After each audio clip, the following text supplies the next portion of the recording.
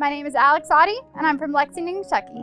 I had a pretty normal childhood. I was awkward, and I wanted to be a children's book author. I grew up here in Kentucky and spent summers with my dad here at the lake. I was 13 years old, and I was sitting still on a jet ski right across the narrow lake from my dad's house, right behind where we're standing now. I was sitting still, and there was a 17-foot bass boat coming under a nearby blue bridge, right over there. The boat was going about 70 miles an hour, a speed unheard of on almost any lake, but especially on a lake this narrow. He was headed towards my mom and my brother. My mom screamed. He banked it to the left and never straightened up. He hit me from the side going over 60 miles per hour, threw me off the jet ski. I landed face down in the water. The boat went up over the jet ski and came down on top of my body. I sustained severe, life-threatening, and lifelong injuries from head to toe, including a traumatic brain injury classified as shaken baby syndrome, where my brain shook inside my head and started bleeding in 4 places, and they were unable to make it stop. I shattered my jaw, so my face is almost completely metal from here to here. Broke my neck, broke my collarbone, lacerated my liver, shattered both of my femurs, because when I was thrown off the jet ski, I was holding on so tightly with my legs, I don't remember, but presumably because I was scared, that when I was thrown off, I took the handlebars with me. If you've spent time around a jet ski, you know it's all in piece, and that shouldn't have been possible. They were unable to put my femurs back together, so I now have metal rods in place of bone in both of my thighs. When the boat came down on top of me, the propeller landed on my legs. My left leg was under the water just enough that it only required stitches, but to this day there are very distinct scars where you can see that a propeller was spinning on my leg. My right leg was severed by the propeller. Almost every injury that I sustained, I still suffer with to this day.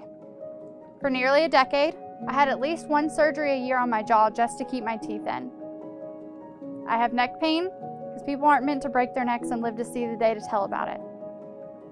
I suffer from severe short-term memory loss as a result of my brain injury, especially when I'm tired, as well as anxiety and PTSD from the crash itself. I wake up every morning and put a leg on. There will never be a single second that I don't suffer from the injuries I sustained that night. It's difficult to articulate the trauma that comes with being a victim of something so preventable. It never gets easier. I always say there are good days and bad days, and most of the time now, the good days outweigh the bad. But there are still days that I don't want to get out of bed in the morning, and no one's allowed to blame me for it, because some man tried to kill me. And that is something you will always live with. It's even more impossible for me to explain the devastation that comes with the realization that it's still happening. Not only that it happened to you, but that we haven't been able to stop it yet, and it's still happening to other people. Every time I see on the news that another family was impacted by drunk driving, every time I'm scrolling Facebook and it pops up, all of the trauma comes back. It never gets easy. My first memory of interacting with Mad was I went to the arraignment of the man that ran me over. He pled not guilty and said, "It's not my fault, she shouldn't have been on the water." I wheeled out of that courtroom in a wheelchair and a neck brace, and a woman from Mad bent down and said, "Honey, are you okay?" That's my first memory of Mad. And after that, I knew that I didn't want this to happen to anybody else. I knew a long time ago that I wanted to be the last little girl this would ever happen to. And I know almost 12 years later that I wasn't.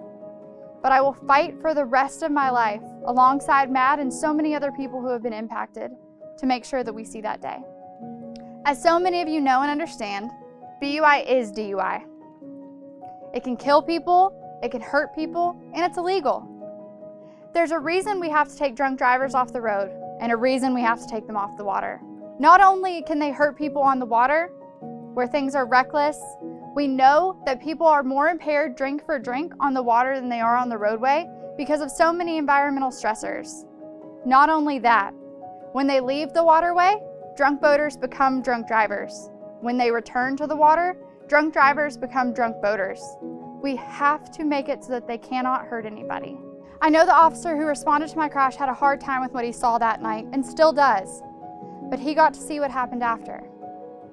When I was named MAD's national president in January of 2021, he messaged me to let me know he was proud of me, and that he never imagined that the little girl he pulled off the water that night would be where I am today.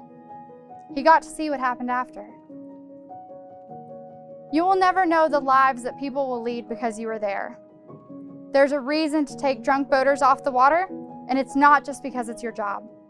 Thank you for everything you do to protect our roadways and our waterways.